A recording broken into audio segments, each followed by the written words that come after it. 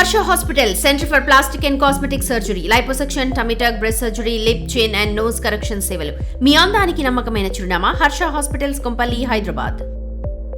Kakatiya university తరచూ వార్తలు నిలుస్తుంది. ఓవైపు విద్యార్థుల ఆందోళనలు, మరోవైపు అక్కడ మెయింటెనెన్స్ సరిగా లేక ఏకంగా హాస్టల్ లోపలికి ఎలుకలు వెళ్తూ విద్యార్థులను తీవ్రంగా కరుస్తూ ఇబ్బందులకు గురి చేస్తున్న పరిస్థితి. ప్రస్తుతము ఈ రోజున దాదాపు 3 రోజుల నుంచి కూడా 11 మంది విద్యార్థులను ఎలుకలు గరిచాయి. ఇక్కడ సమ్మక్క సారక్క హాస్టల్ మనం ఒకసారి చూడొచ్చు. సో ఇక్కడ నిర్వహణ సరిగా లేకనే పిల్లలంతా కూడా ఎలుకల బారిన పడుతున్న పరిస్థితి. అసలు ఏం జరుగుతుంది హాస్టల్ లోపల? నిజంగా ఎలుకలే గరిచాయా? మేమైతే ఎలకలే గరిచాయి అనుకుంటున్నాం, ఎందుకంటే మా రూమ్లో ఎలకలే తిరుగుతున్నాయి. కాకపోతే ఒక్కొక్కరిని 2-3 టైమ్స్ గరిచాయి కూడా. అక్కడ బ్లడ్ కూడా రావడం జరిగింది. ఒకటే రోజు 11 మందిని ఒకటే రూమ్లో గరిచాయి. ఇంకా చాలా రూమ్స్ ఉన్నాయి, ప్రతి రూమ్లో ఎలకలు కూడా ఉన్నాయి. కానీ ఎవరు బయటికి చెప్పుకోకపోవడం వల్ల ఈ వార్త ఇంకా బయటికి తెలియలేదు. మా రూమ్లో అయితే 11 మందిని గరిచాయి.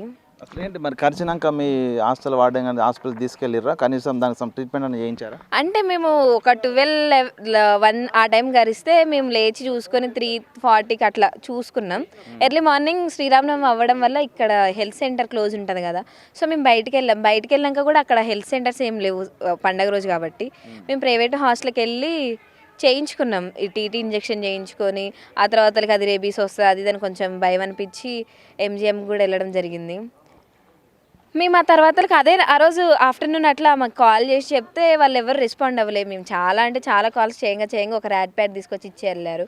ఒకటే ర్యాట్ ప్యాడ్కి ఒక ఎలుక పడిన తర్వాతకి దాన్ని కూడా మేమే ఏమంటారు డిస్పోజ్ చేయాల్సి వచ్చింది. సో ఇంతవరకు ఎవరు రెస్పాండ్ అవ్వలేదు. దానికి ఒక మెష్ అది పెట్టిస్తా అన్నారు, అది కూడా ఇంతవరకు చేయలేదు.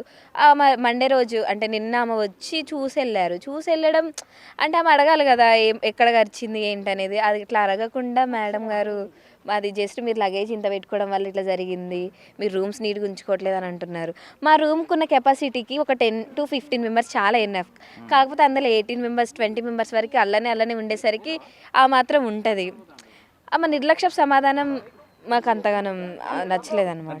ఏం చెప్తున్నారు హాస్టల్ వార్డెన్కి? మీరు ఈ ఎలుకలు వస్తున్నాయి వీటిని నివారించని చెప్తే ఏం సమాధానం చెప్తున్నారు? మేడం మాటలలో బిహేవియర్లలో ప్యూర్గా ఆమె ఇగ్నోరెన్స్ నెగ్లిజెన్సే కనిపిస్తుంది.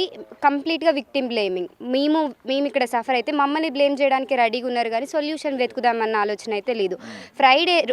థర్స్డే రోజు జరిగితే ఫ్రైడే రోజు ఇన్ఫామ్ చేస్తే ఈరోజు ట్యూస్డే ఇప్పటి వరకు కూడా ఏం సొల్యూషన్ ఇవ్వలేదు. దానికి తోడు సర్కాజంగా మాట్లాడడం, మీకు ఇది ఇచ్చుడే ఎక్కువ, మేమేదో లేక ఇక్కడికి వచ్చి బతికినట్టు అంత ఇన్సల్ట్ చేసినట్టు మాట్లాడడం, ప్రతిదానికి సర్కాజంగా ఆన్సర్ ఇవ్వడం.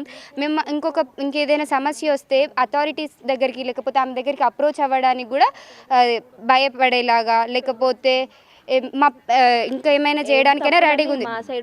ఏదైనా తప్పు ఉంటే మీ సైడే తప్పు ఉంది అన్నట్టు చేస్తున్నారు. ఇక్కడ ఉన్న ఇన్ని ప్రాబ్లమ్స్, ఈ కుక్కలు, బల్లులు, ఎలుకలు ఇవేం ప్రాబ్లం కాదు, మా లగేజ్తోని మా బిహేవియర్తోనే ఆమెకు ప్రాబ్లం అన్నట్టు చేస్తున్నారు.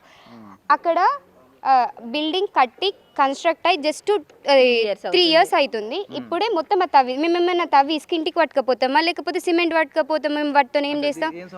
దానికి ఏమంటుందంటే ఇంకొక 2 బ్యాచ్లు మీ లాంటి ఇంకో 2 బ్యాచ్లు వస్తే బిల్డింగ్ నాశనం అయిపోతుంది. అంటే మేమేదో దీన్ని ఖరాబ్ చేసినట్టు మేము ఏం చేస్తాం సార్? ఆ బిల్డింగ్ అది ఆల్రెడీ బయట నుంచి ఇంత ఖరాబ్ అవ్వకుండా వచ్చింది. దీన్ని మీలాంటి వాళ్ళు ఇంకో 2 బ్యాచ్లు వస్తే మొత్తం బిల్డింగే నాశనం అయిపోతుంది అన్నట్టు, అంటే కంప్లీట్గా మమ్మల్ని బ్లేమ్ చేయడానికి రెడీగా ఉన్నారు.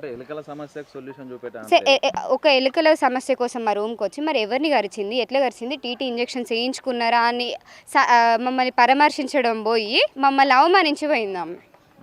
సో ఏంటి మరి ఏం చెప్తుంది? ఉన్నతాధికారుల దృష్టికి తీసుకెళ్తారా ఏంటి? ఇట్లే ఉంటే ప్రతి ఒక్కరిని కరుస్తుంటాయి కదా, రోగాల బారిన పడతారు ఏంటి మరి? ఎట్లా మీ సొల్యూషన్? ఫస్ట్ ఉన్న ఎలుకలన్నీ హోల్స్లో నుంచి తీయించేయాలి. అక్కడ హోల్స్ మోపియాలి. ఫస్ట్ అక్కడ వాటర్ ట్యాంక్ దించాలి. వాటర్ ట్యాంక్ దించేసి వాటర్ ట్యాంక్ కింద ఎలుకల హోల్ ఉంది దాన్ని క్లోజ్ చేయించి ప్రతి రూమ్కి మెష్ అయినా వుడ్ లాంటిది ఏదైనా పెట్టించి ఈ వేస్టేజ్ని ఇవన్నిటి కోసం మొత్తం రిమూవ్ చేసే ఏమైనా కార్యక్రమాలు తీసుకోవాలి. అంటే ఇప్పటివరకు అయితే మీ వార్డెన్ నుంచి సరైన సమాధానం అయితే రాలేదు, సంబంధించి లేదు. ఏమైనా మేము క్వశ్చన్ రేజ్ చేస్తే మీరు చేస్తారు, మీరు మాట్లాడతారు అన్నట్టు సర్కాజంగా మాట్లాడుతున్నారు. సో ఇది చూసాం కదా విద్యార్థులకు సంబంధించి ఎలుకలు కూడా పూర్తిగా కరిచి దాదాపు 11 మంది విద్యార్థులను ఒకే రోజు తిరిగి పిల్లలపైనే నెపనెడుతూ ఆ యొక్క సమస్యకు సొల్యూషన్ చూపకుండా ఇబ్బందులు పెడుతున్నారు.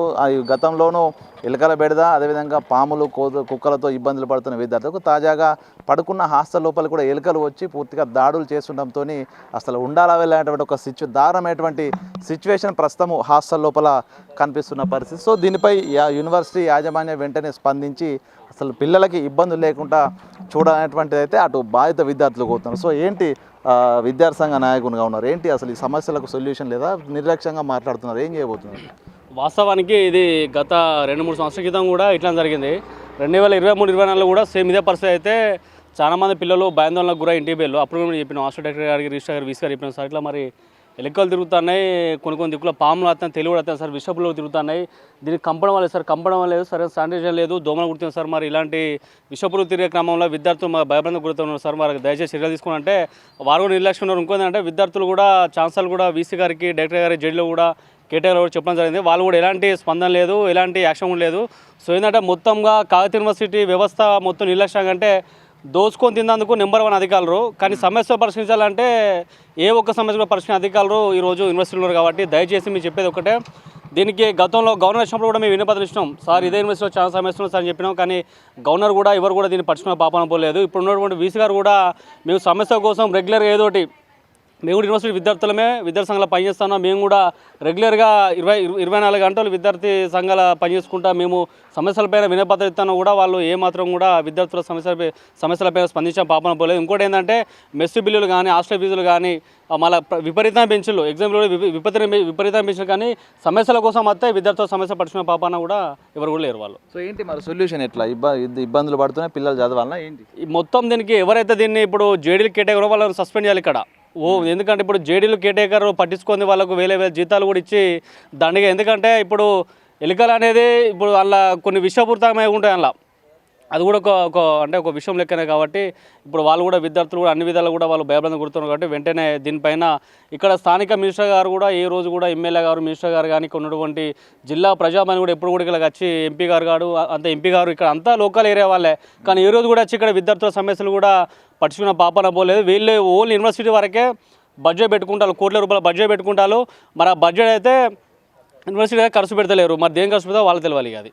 సో ఇది ప్రస్తుతం చూసాం కదా, యూనివర్సిటీ లోపల అధ్వాన పరిస్థితులు ఉన్నాయి. అటు ఎలుకలు, కుక్కలు, పాములతో ఇబ్బందులు పడుతూ ఉన్నారు. యూనివర్సిటీ యాజమాన్యం పట్టించుకోవట్లేదు. ఇన్ఛార్జీలు కూడా బాధిత విద్యార్థుల దగ్గరకు వచ్చి కొంత ఇబ్బందికరమైనటువంటి మాటలు మాట్లాడుతూ కూడా వాళ్ళని అవహేళన చేసిన సిచ్యువేషన్. సో మొత్తానికి యూనివర్సిటీ లోపల సమస్యలకు సొల్యూషన్ చూపాలి, కనీసం వీసీ స్థానిక ప్రజాప్రతినిధులు పట్టించుకొని ఇబ్బందులు లేకుండా చూడాలంటూ కూడా అటు బాధిత విద్యార్థులు, విద్యార్థి సంఘాల నేతలు కూడా చెప్తున్న పరిస్థితి. వీడియో జర్నలిస్ట్ సంతోష్తో వేణు టీవీ, KU హన్మకొండ.